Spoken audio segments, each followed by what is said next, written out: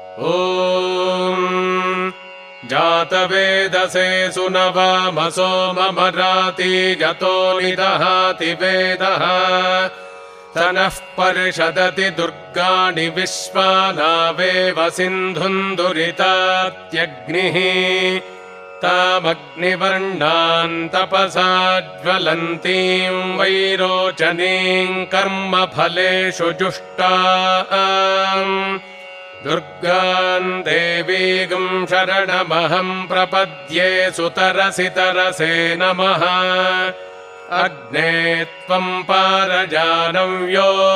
अस्मान् स्वस्तिभिरति दुर्गाणि विश्वा